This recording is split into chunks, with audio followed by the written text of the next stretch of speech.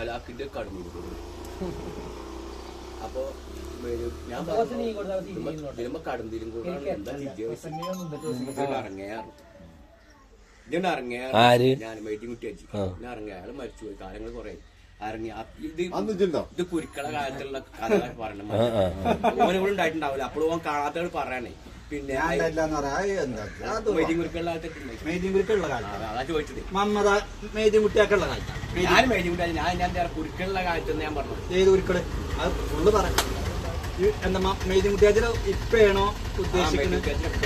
അതല്ല ഞാൻ പറയാം.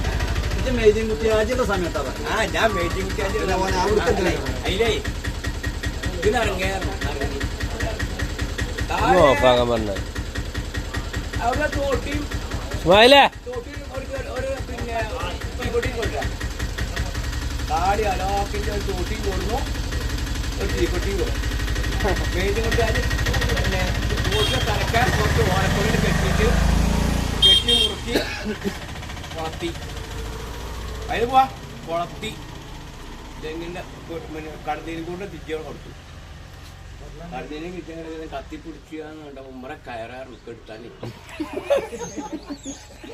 അല്ലെ ഒരു അരിപ്പം ഇങ്ങനെ പിടിച്ചിനൊക്കെ ഉള്ളു. ഞാൻ അല്പം പോയിട്ട് കയറിയിട്ട് വെച്ചിടാൻ വേണ്ടി അതിലേ കാറ്റിന് വീശിയുടെ കൂടെ തിരിച്ച് റൗണ്ടിൽ അടിച്ചു ഒറ്റടിക്ക് ഇറങ്ങിയായിരുന്നു. ഇറങ്ങി പിറ്റേ ദിവസം ഇളനീര് കരിക്ക്, മൂന്നാം കരിക്ക്, പിന്നെ ഇതൊക്കെ പാടെ മൂപ്പരെല്ലാരും പാടെ താഴത്ത് തെങ്ങിലോട്ട് കിടക്കണം. പട്ടൊക്കെ പാടാണ് ചാഞ്ഞിട്ട് ആ കൈമ ഒരു അച്ചിങ്ങില്ലാതേക്കണം. മൊത്തം തെങ്ങിന് കത്തിക്കല്ലേ.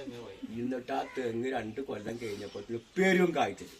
തെങ്ങ് പോയില്ലേ ആലാക്കിന്റെ കായ്ച്ചത്. അപ്പൊ ഞങ്ങൾ ഇവിടെ